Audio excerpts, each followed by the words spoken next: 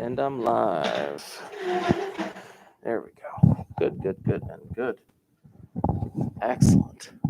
So this is a strange feeling. I had one person here, and it looks like so far one person here too. This is weird. I don't know. Oh, no, there's two people. Yay. Unless that's just counting as me. I don't know. We'll figure it out. But yeah, welcome to those people in the live stream. I'm going to be giving you guys various, hopefully a reminder before the end of this class period for people to leave a comment, as I'm starting to see people do. Thank you. There we go. Let's see. Yeah, just leave a comment just so I have that. That would be fantastic.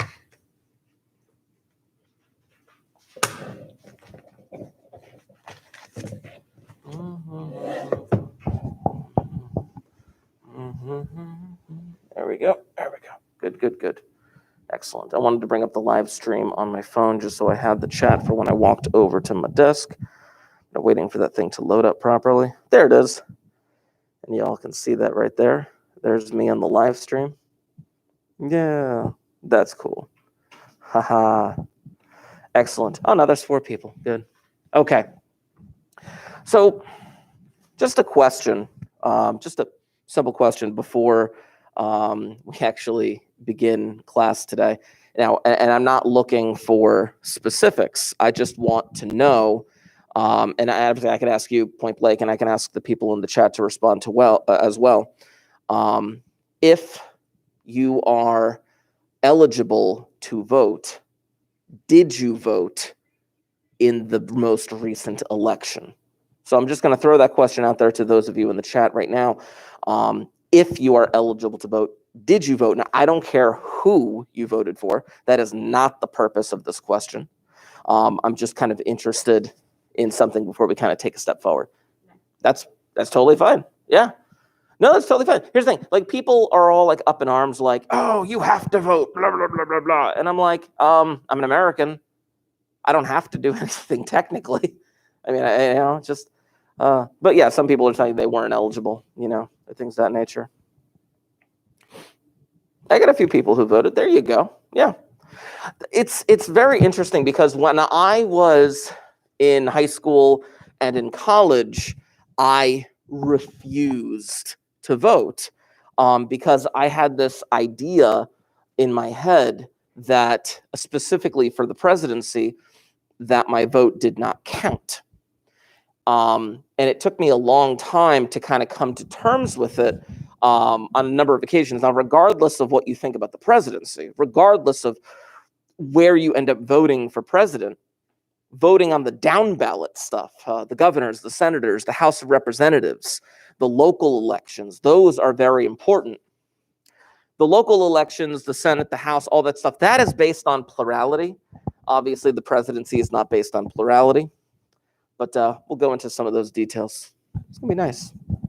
So what I would like to do just to kind of get started with this, I do have a short video talking a little bit about the Electoral College. It's a TED-Ed video. It's like 3 or 4 minutes or something like that. But I'm going to be, actually, I'm going to do a couple things here. I'm going to bring the video up on the board behind me, and obviously I'll have the microphone by the speaker. However, obviously, if you are in the live stream, it can be a bit difficult to watch a video while you're watching another video. So like, okay, that's kind of, meh. So what I'm going to do is I'm going to paste the link of the video, just in case you didn't hear something or wanted to hear it more clearly. There we go. I'm going to be playing that particular video, the link I just posted, in about a moment, simply because this is how I kind of want to get things started today. So let's do this. There goes my microphone. Great. Come on. There we go. Let's bring this thing over here. Bring it up like that. My speakers like so. There we go. Now let's see how this goes.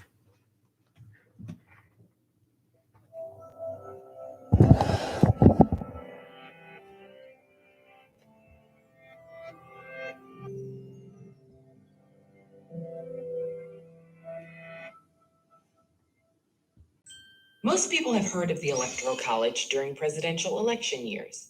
But what exactly is the Electoral College?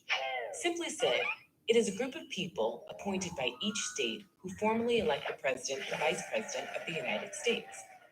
To understand how this process began and how it continues today, we can look at the Constitution of the United States. Article 2, Section 1, Clause 2 of the Constitution. It specifies how many electors each state is entitled to have. Since 1964, there have been 538 electors in each presidential election. How did they decide on the number 538? Well, the number of electors is equal to the total voting membership of the United States Congress, 435 representatives plus 100 senators and 3 electors from the District of Columbia. Essentially, the Democratic candidate and Republican candidate are each trying to add up the electors in every state so that they surpass 270 electoral votes, or just over half of 538 votes, and win the presidency. So how do states even get electoral votes? Each state receives a particular number of electors based on population size. The census is conducted every 10 years, so every time the census happens, states might gain or lose a few electoral votes. Let's say you're a voter in California, a state with 55 electoral votes. If your candidate wins in California, they get all 55 of the state's electoral votes. If your candidate loses, they get none. This is why many presidential candidates want to win states like Texas, Florida, and New York. If you currently add up the electoral votes of those 3 states, you would have 96 electoral votes. Even if a candidate won North Dakota, South Dakota, Montana, Wyoming, Vermont, New Hampshire, Connecticut, and West Virginia, they would only gain 31 electoral votes total from those 8 states. Here's where it can get a little tricky. On a rare occasion, like in the year 2000, someone can win the popular vote but fail to gain 270 electoral votes. This means that the winner may have won and collected their electoral votes by small margins. Now, I'm just going to pause it right there real quick just for a moment, simply because it's a tiny bit misleading in terms of the overall popular vote, a tiny bit misleading. Let me just go back here. In 2000, Al Gore had this video says Al Gore had 50.3% of the vote. But let me bring something up over here. 2000 presidential election. Let me swing that over here. Boom. You might not be able to see it very well on the live stream, but Al Gore actually only had 48% of the vote, not over 50% of the vote. If you just compared the popular vote numbers, the 50.4 million to the 50.9 million, then yes, technically it's over 50% if you just compare those two numbers. But you're not taking into account all people who voted for president. These two numbers are missing. What's that? 2.1 and 1.6, 3.7, 3.7% of the vote did not vote for Bush or Gore. So that video is a tiny bit misleading. I just wanted you to have the full context. Yes, Gore did have more popular votes, but he did not have 50% of that vote. Back to here. This means that the winner may have won and collected their electoral votes by small margins, winning just enough states with just enough electoral votes, but the losing candidate may have captured large voter margins in the remaining states. If this is the case, the very large margins secured by the losing candidate in the other states would add up to over 50% of the ballots cast nationally. Therefore, the losing candidate may have gained more than 50% of the ballots cast by voters, but failed to gain 270 of the electoral votes. Some critics of the Electoral College argue the system gives an unfair advantage to states with large numbers of electoral votes. Think of it this way. It is possible for a candidate to not get a single person's vote, not one vote, in 39 states or the District of Columbia, yet be elected president by winning the popular vote in just 11 of these 12 states: California, New York, Texas, Florida, Pennsylvania, Illinois, Ohio, Michigan, New Jersey, North Carolina, Georgia, or Virginia. This is why both parties pay attention to these states. However, others argue that the Electoral College protects small states, such as Rhode Island, Vermont, and New Hampshire, and even geographically large states with small populations, like Alaska, Wyoming, and the Dakotas. That's because a candidate can't completely ignore small states, because in a close election, every electoral vote counts. There are certain states that have a long history of voting for a particular party. These are known as safe states. For the past 4 election cycles, in 1996, 2000, 2004, and 2008, Democrats could count on states like Oregon, Maryland, Michigan, and Massachusetts, whereas the Republicans could count on states like Mississippi, Alabama, Kansas, and Idaho. States that are teetering between parties are called swing states. In the past 4 election cycles, Ohio and Florida have been swing states, twice providing electoral votes for a Democratic candidate and twice providing electoral votes for a Republican candidate. Think about it. Do you live in a safe state? If so, is it a Democratic or Republican safe state? Do you live in a swing state? Are your neighboring states swing or safe? Is the population in your state increasing or decreasing? And do not forget, when you're watching the electoral returns on election night every 4 years and the big map of the United States is on the screen, know that the magic number is 270 and start adding. So a couple things to this that I want you to take away. Number one, when you vote for the presidency, you're not actually voting for the candidate. You're voting for an elector to cast their vote for you for president when the Electoral College actually votes. One of the interesting things that they mentioned in here was Wyoming, for example. People try to argue they're just like, oh, well, the smaller states, they have more like voting power because they have smaller populations or something like that. I'm just going to be completely honest. Do you guys even know how many people live in Wyoming? Do you know, like ballpark? I'd give it to you if you were within like 500,000, I'd give it to you. You know, do you guys know how many people live in Wyoming? Right? People? I'm not saying you guys in the chat or anything, but some people don't even know where Wyoming is. You know. Yeah, Sydney says 500,000 people. Yeah, it's about 500,000. It's 500,000. It's the least populated state in the country. See, whether it be the Electoral College or one vote, one person, I doubt that anyone even thinks about Wyoming. My goodness. The Electoral College was huge topic of debate in the year 2000. People were calling for it to be torn down. Oh, we need to tear this down. This is such a terrible system. Blah, blah, blah, blah, blah, blah, blah. And guess what they did? Guess what they did with the Electoral College in the year 2000? Does anyone know? Do you know what they did with the Electoral College in 2000? Absolutely nothing. They did nothing. They did absolutely nothing to change it. Then 2016 rolled around. 2016, something that you guys obviously have memories of happening.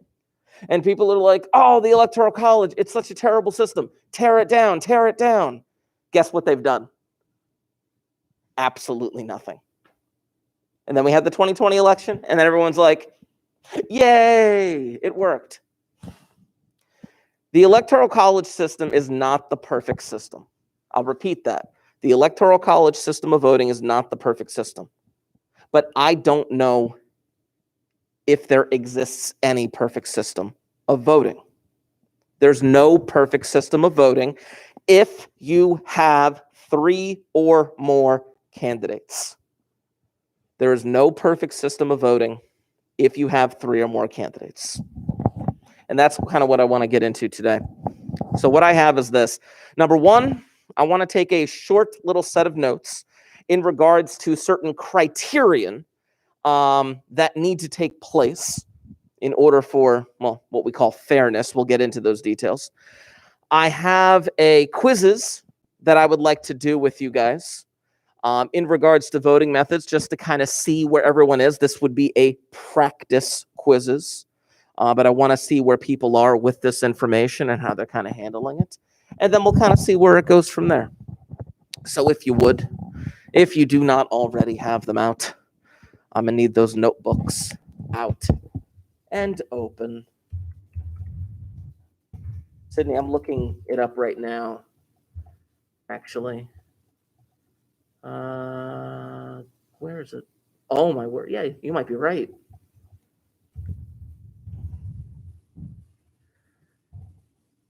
I'm just looking it up. Oh my word. Okay, so check this out. You ready for this? You ready for this? The population of Wyoming. I'm going to post it into the chat real quick so y'all can see this number. The population of Wyoming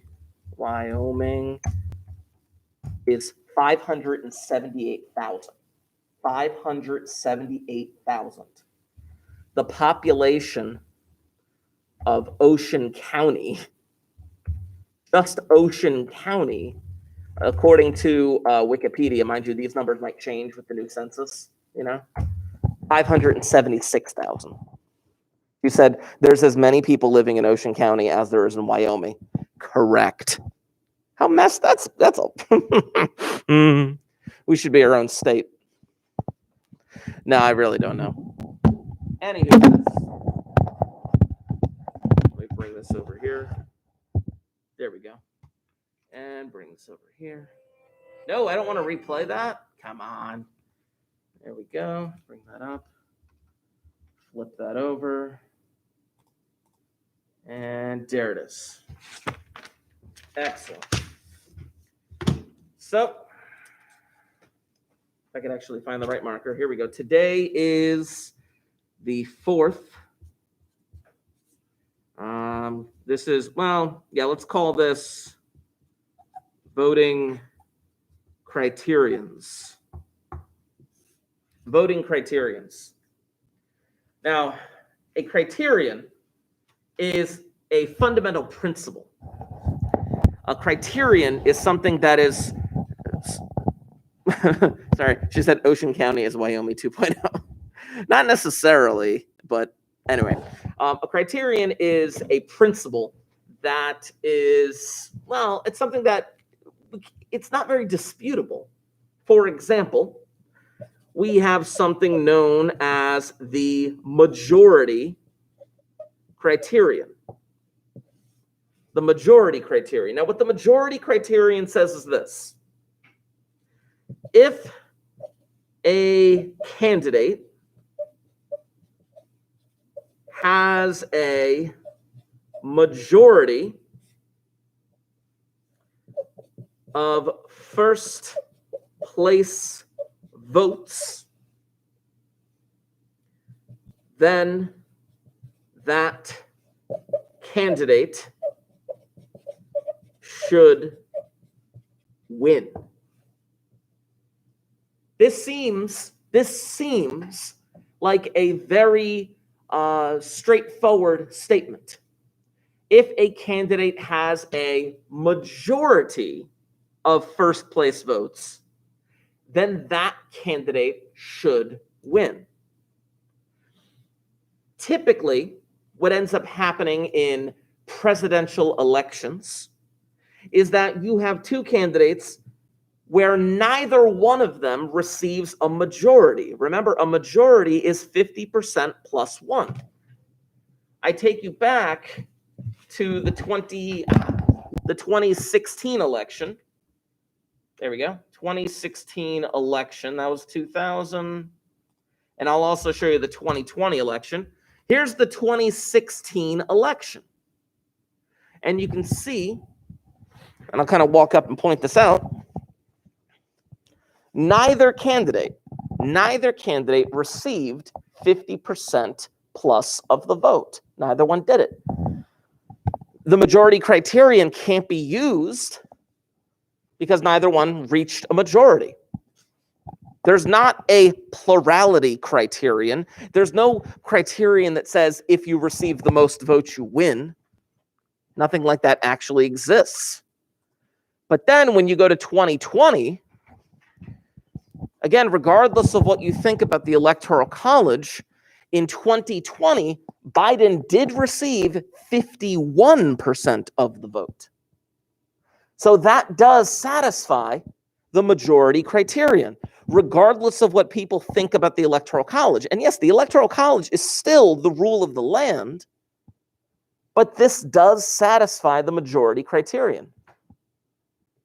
So whatever system of voting ends up happening, like let's just pretend for just a moment that Joe Biden received 51% of the vote and lost. If Joe Biden received 51% of the vote and lost, there would be a huge, huge issue. In 2016, Clinton lost, but she did not get 50% of the vote. In 2000, Gore lost, but he did not receive 50% of the vote. By the way, just for the sake of argument, I'm going to ask people in the chat as well. Do you guys know what happens if no candidate receives the proper number of electoral votes? Do you know what the country does if no one actually got 270? I'll give the chat a moment to kind of catch up. They're a few seconds behind because I know what happens. It's actually pretty interesting. Nobody's saying anything in the chat. I'm going to assume that either they don't know or they are afraid to know. But here's what happens. If neither candidate receives the proper number of electoral votes, then the House of Representatives will vote on who they believe the president should be. It's not one vote, one person in the House of Representatives. Each state, like New Jersey, would get together. The 12 representatives in New Jersey would get together, and they would vote on who they would vote for president. And then New Jersey would say, okay, we have decided that we are going to cast our vote for so-and-so. And then all of those votes would go to so-and-so. Same thing with Pennsylvania. If Pennsylvania gets together, the representatives, they would get together and vote, and they would determine who would win. And the House of Representatives ultimately decides who is going to win. But here's the kicker to the whole thing. The vice president in that situation, the vice president is determined by the Senate, which I think is pretty funny. You might think it's like a crazy scenario, but it happened. It happened. You've taken U.S. history, right? Okay. Did they teach you about, I don't know what they called it exactly. It either might be like the Great Compromise or like I forget what they call it. Andrew Jackson was screwed out of being president back in the 1820s. He was screwed out of it because of Henry Clay.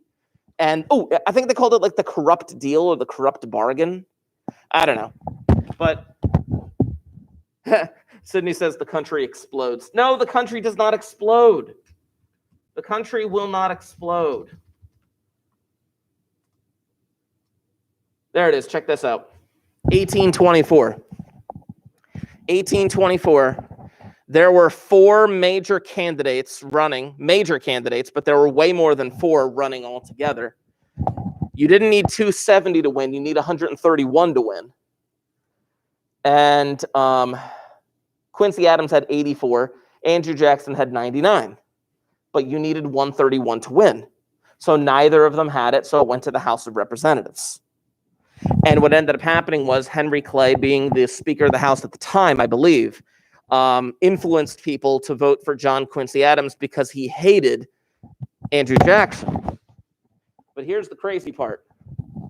John Quincy Adams, decided by the U.S. House of Representatives, he only had 31% of the vote. 31%. My word. People want to talk about how corrupt politics are today. People want to talk about 2020. People want to talk about 2016. People want to talk about 2000. People are not talking about 1824 outside of a U.S. history class, except me. I'm talking about it. Because this is much crazier than anything you can ever imagine. Do you know what happened after this election? Some major development within the world of politics, the development of the two-party system. Because if you notice, and if hopefully you guys can kind of see this right here, look at the party. Look at the party. Both of them are of the same party. And because both of them were of the same party, they ended up splitting the vote. That's why you don't see two major Republicans or two major Democrats running for president, because if they did, they would split the vote. Two-party system actually does allow for a better chance of having a majority. Okay, here we go. Let's flip this back. Sorry. My wife is sending me pictures of my daughter. Maybe I'll share some with you guys later. Okay. Let's talk about, now I've heard this pronounced different ways. I've heard this pronounced in a few different ways. I'll move this up a bit. There we go. I've heard it pronounced the Condorcet criterion. I've also heard people pronounce it the Condorcet criterion. Personally, I'm not entirely certain because the book doesn't give a pronunciation guide. But that is how it is spelled. C-O-N, Condorcet, or Condorcet, if you would. Now, what that means is this. If a candidate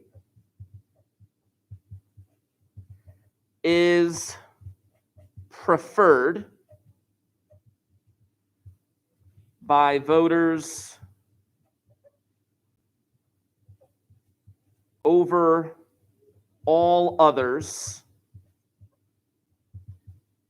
in head-to-head comparison, then candidate should win. I'll repeat that and then go into a little bit more detail in a moment. All of these criterions are about who should win. All of these criterion are about who should win. If a candidate is preferred over all others in a head-to-head comparison, then that candidate should be the winner. Now, there are going to be violations of that. There are going to be violations of that. Just like there would be there could be a violation of the majority criterion. If one of these criterions is possibly compromised or violated, then one could argue that the system of voting is not fair. So I bring you back to Podunk, Nebraska. And I want to show you guys the head-to-head comparison. Here is the preference schedule for Podunk, Nebraska. And last class, we did a head-to-head comparison for our man, Chris. And it turns out that when you do a head-to-head comparison for Chris in Podunk, Nebraska, I got to find the right page here. Come on. Oh, there you are. When you do a head-to-head comparison for Chris in Podunk, Nebraska, look what happened. Chris won all of his head-to-head comparisons. These are notes that we took last class. Head-to-head against Alice, Chris wins. Head-to-head against Boris, Chris wins. Head-to-head against Dave, Chris wins.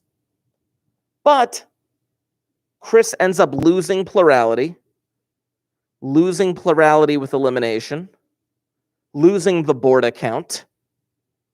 Chris only won in the head-to-head. But Chris satisfied the Condorcet criterion. He satisfied the Condorcet criterion, but he ends up losing these other forms of elections. Plurality, board account, plurality with elimination. The idea of these criterions is what, quote unquote, should happen. It's what we would consider the fair thing.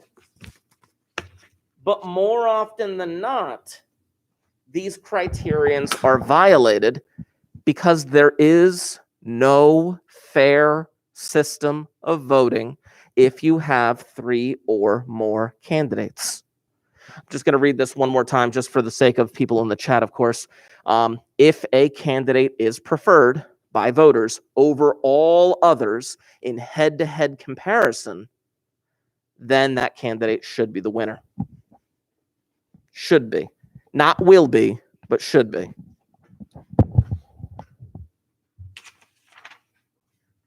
Let's see. I have a couple other criterions that I want to get into that I have to find here. Come on, you. Oh, actually, no, not necessarily criterions, but strategy voting, insincere voting. Let's talk about this definition right here. Zoom back. There we go. Let's talk about insincere. If I can spell it right, insincere or strategic voting. I've heard some people say, don't vote for a third-party candidate because you would be throwing your vote away. I've heard people say that a lot. Do not vote for, I don't know, who was a third-party candidate this time around. I can't even think of who a third-party candidate was, but, oh, don't vote for so-and-so. That would be throwing your vote away. Okay, then who do I vote for? Well, vote for the lesser of two evils. This is insincere voting. Now, not saying it's right or wrong. I'm just calling it what it is. Instead of voting for what you want,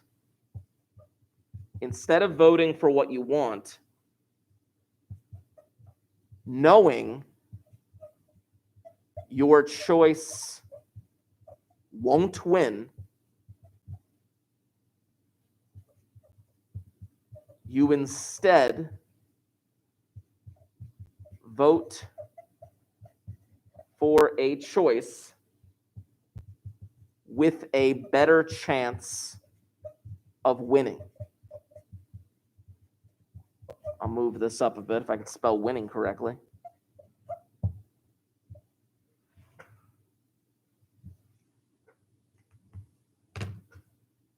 And I'll read this again. Insincere or strategic voting is instead of voting for what you want, knowing that your choice will not win, you instead vote for a choice with a better chance of winning. Some people vote their conscience. And some people are like, no, I don't like either candidate. I know I can't win, or I know my choice can't win. I'm going to vote for Mr. Markey. I know he can't win. I'm still going to vote for him. That's fine. You can totally do that if you want. But then it's like, well, I know my choice of Mr. Markey won't win. Instead, let me pick one of the bigger candidates because I know that they would have a better chance of winning. That's insincere or strategic voting. Insincere makes it sound negative. Strategic makes it sound smart. It's kind of both in a sense, but there's nothing wrong with it. There's absolutely nothing wrong with it. You can choose to do that if you want. I'm just telling you that that's the definition of it. Okay. One more criterion, I believe, and then I should be ready for, well, actually, no. There's 2 more criterion. Yeah, let's do the 2 more criterion, and then I'll have the quizzes ready to go. Because I definitely want to get to that quizzes. Come on, marker. Where'd you go? There you are. Again, talking about pronouncing things.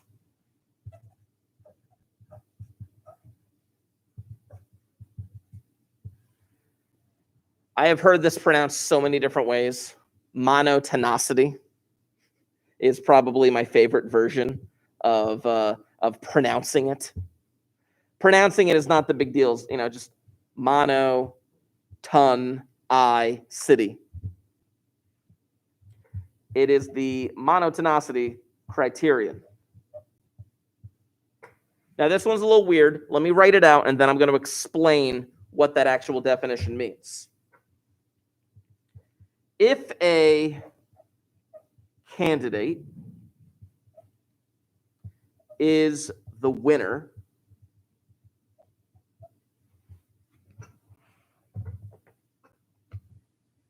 and in a re-election,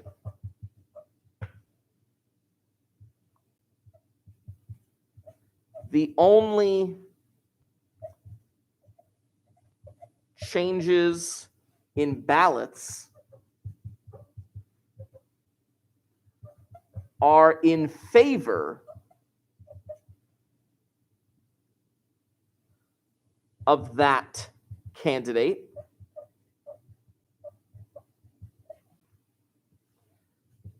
then they should still be the winner. Should still be the winner. Now, this does require a tiny bit of explanation, but let me make sure you have this written down first, and then I will explain exactly what this definition actually means. The monotonicity criterion, well, I win the New Jersey governor's election. Mr. Markey, he wins the New Jersey governor election with 45% of the vote, let's just say.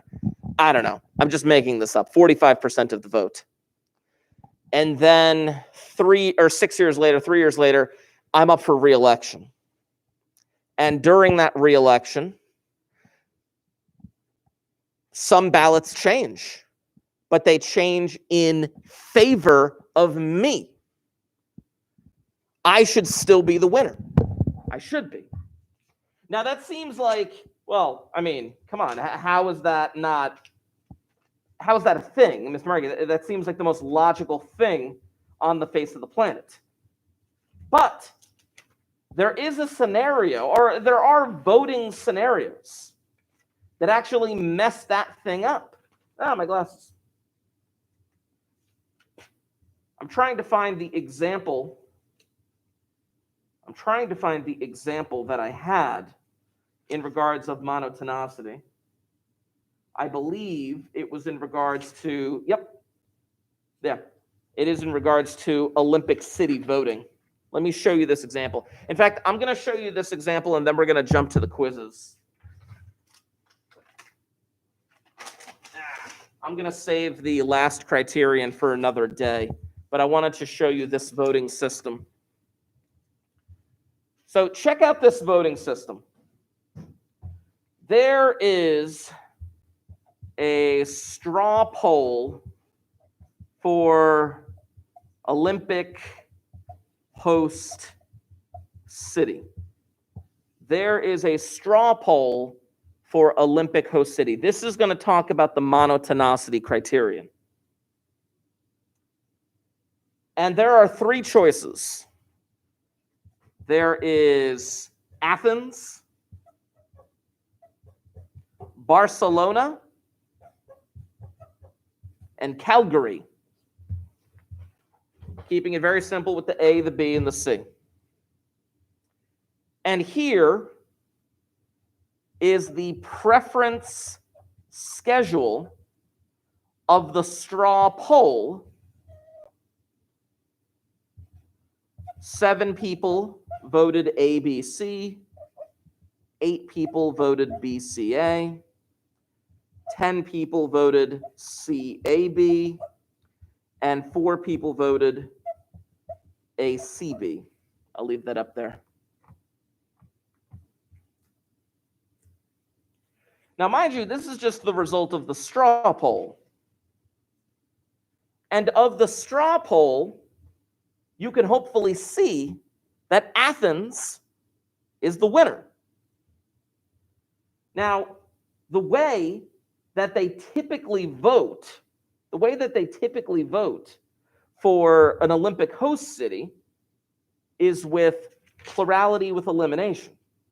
That's typically how they vote for the Olympic host city. So this is exactly what we would do to see who would win this Olympic host city. Now, mind you, this is a straw poll. This is just a straw poll. And they're like, okay, well, Athens is the winner. Let's see. Or no, Athens is not the winner yet, I should say. Athens has the most, what's the word I'm looking for? The most first place votes. But we have to do plurality with elimination. We have to do plurality with elimination. That's how they do this. So in terms of first place votes, Barcelona is the first one eliminated with plurality with elimination. And where do all of Barcelona's votes go? Barcelona's votes go to Calgary.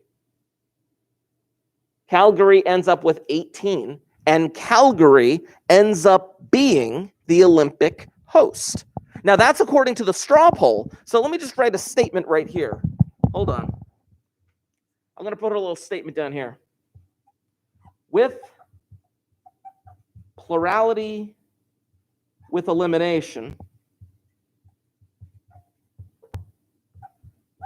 Calgary wins.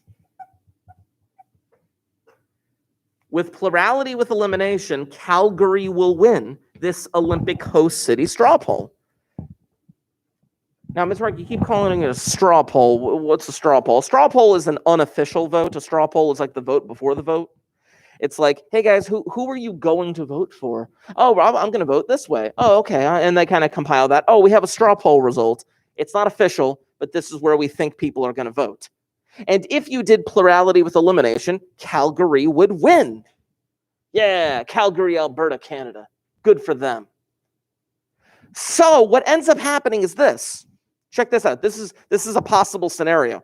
Calgary should be the winner. Should be. These four people, they get wind of the fact that Calgary's going to win. They're like, Calgary's going to win? Okay. These four people are like, we want to be on the winning side. We want to be on the side of Calgary when Calgary becomes the Olympic host city. So these four people change their vote in favor of Calgary. Now think about this for a second. Calgary would have won the straw poll, and these four people changed their vote in favor of Calgary. So, all right. Favor of Calgary. Let's do this. So they go in the day of the vote, and now here is the actual vote down here. On the day of the actual vote, those four people changed their vote. So 7 people voted A, B, C. 8 people voted B, C, A. And now 14 people voted C, A, B. This is the actual vote now. Now, this is the monotonicity criterion. Those 4 people changed their vote in favor of Calgary because they wanted to be on the winning side. So Calgary received more first place votes, but they vote plurality with elimination, which means who is eliminated first? Athens is eliminated first.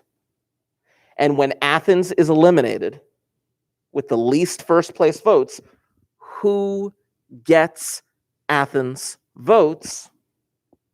Barcelona. Now Barcelona has 15.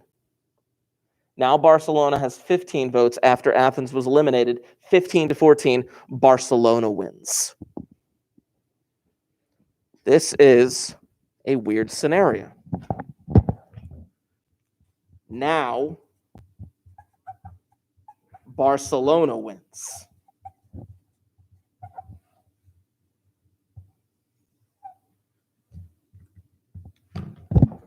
Four people decided to change their vote in favor of Calgary because they thought, we want to be on the winning team. And as a result of changing to the winning team, they ended up changing the results of the election. This violates the monotonicity criterion. It violates it. Because those 4 people voted in favor of who they believed was going to win. Because yes, Calgary was going to win plurality with elimination. But as a result of changing their votes in favor of Calgary, Calgary lost. We're going to get set up. Oh, man, I don't have enough time. You know what? I'll probably... No, you're fine. I'm thinking of the quizzes, but now I don't have enough time because there's about 12 minutes because I spent too much time on this. So I'm probably going to do the quiz. I'll sign you guys the quiz. Don't worry about it. You're fine. I'm sorry. I'm talking everyone's ear off. But this is the monotonicity criterion being violated. You might think there is a perfect system of voting out there, but there's not if you have 3 or more candidates. If you only have 2 choices, if you only have 2 candidates, then yes, that election's fair. But you're never going to have, especially with like political elections, you're never going to have just 2 people running because you can vote for whoever you want. It is your right as an American to vote for whoever you want in a write-in ballot or have a third-party candidate. Green Party, Libertarian Party, Communist Party, whatever. Even though that's dumb. Yeah, I said it. Communists. Anyway. Now, I thought about the quizzes, but I realize now that I am running a bit short of time because it is already 8:10. I get a little carried away with my talks on elections. I get too excited about this stuff. I really do. So, in lieu of that, I think I am going to throw at you the last criterion. I'm going to throw at you the last criterion, and that's what we're going to wrap up with today. And in terms of that quizzes, that's what I was trying to explain to Nicole. I wanted to give the quizzes, but I'm like, I'm running out of time. So what I think I'm going to do is I'm going to throw that quizzes at you guys as a little bit of a practice, still a practice though, and assign a real one. I have a different quizzes lined up. Assign a real quizzes next week. That would actually count as a grade, but we'll do that next week. Today is the day for practice. But like I said, I want to talk about the last criterion. Here we go. Here we go. There we go. Good. This one has a weird title, but it does have an abbreviation. This is the independence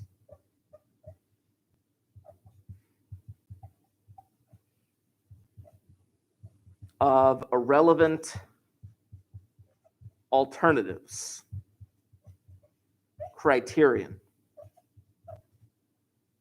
otherwise known as IIA. Let me repeat that because I know it's a bit of a mouthful and I do apologize for that. But it is the independence of irrelevant alternatives. IIA. Now, you can probably figure out what this means, like alternative choices, irrelevant alternative choices. What is going on with that? What it comes down to is this. If a candidate wins an election and in a recount, a non-winner, I want to emphasize non-winner, drops out, then first candidate should still be the winner.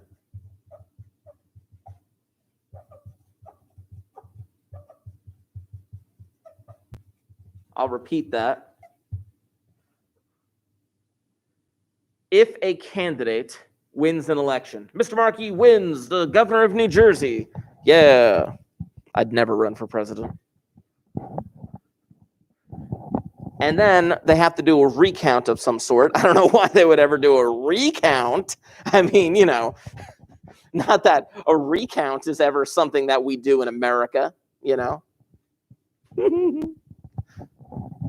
But in the recount, a non-winner drops out. Meaning, like, okay, I received 45% of the votes and I won. Second place received 40% of the vote. And then this guy down here, like, he received like 2% of the vote or some junk like that, or 5%, I don't know, whatever. If they drop out,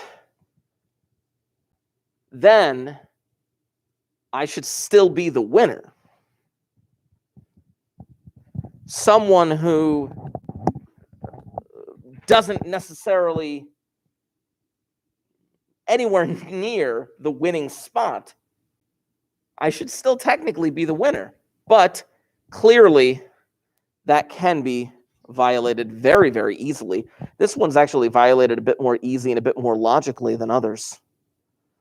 Just the general idea, I'll kind of just, for the lack of an argument here, I'd be like, I received 45% of the vote and I was declared the winner. And then, Joe Schmo over here received 40% of the vote, cool. And then, Johnny Boy over here, he received, 6%. And then the rest was split up amongst, hold on, let me think about this, because I can do math in my head, right? Oh, wait, no, it can't be 6. Yeah. No, it can't be 6%. I apologize. Let's say it's like, oh, no, that's actually a really good idea. Let's say he received like 3% of the vote. Yeah, and then others received like 2% of the vote or some junk like that.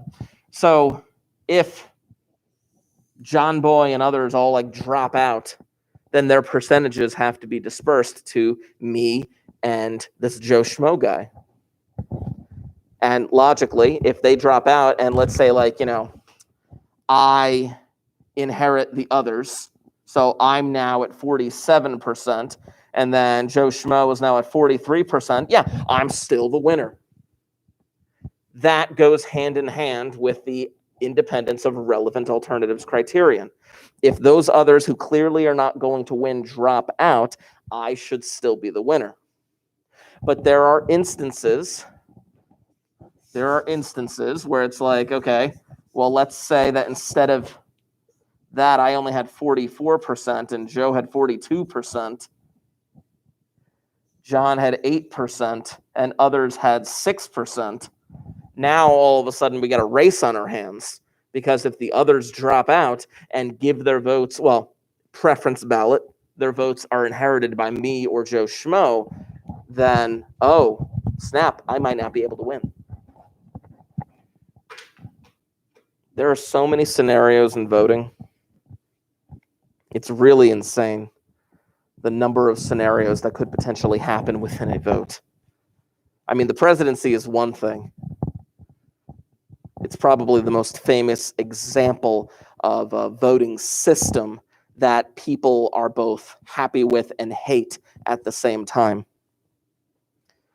More often than not, for the presidency, you're not going to have somebody hit 50%. It's just the way it is. More often than not, you're not going to have one candidate win every head-to-head matchup. So this is the last criterion. This is actually probably one of the more logical criterions. Oh, she came back into the class. I just wanted to explain.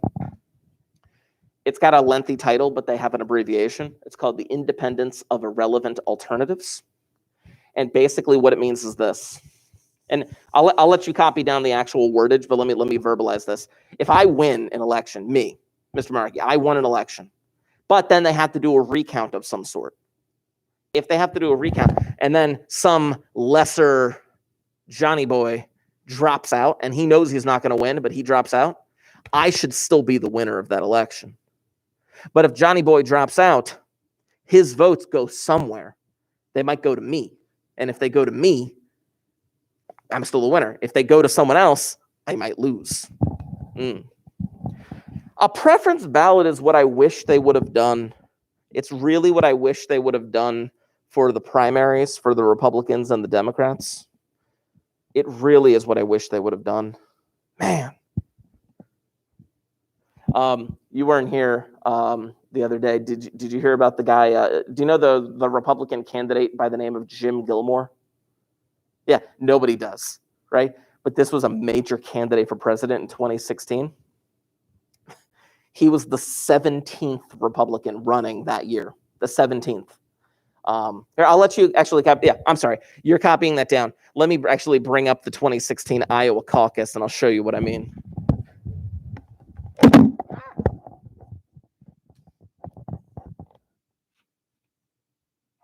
you get it?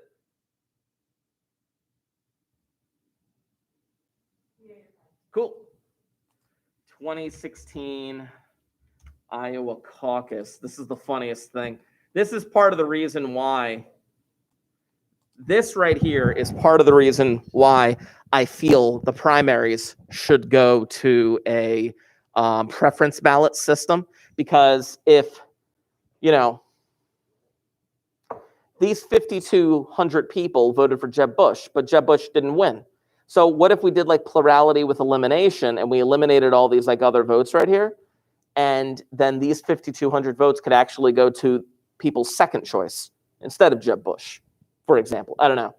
But you can see like the percentages. Nobody even had over 30%. Nobody had over 30%.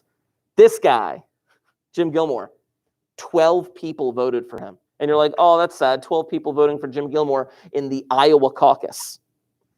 There are more people named Jim Gilmore living in Iowa than he received votes. That is sad. It's like if my name were Jim Gilmore, like, oh, look, Jim Gilmore's on the ballot. And I don't want to vote for that guy. Wow. What a guy.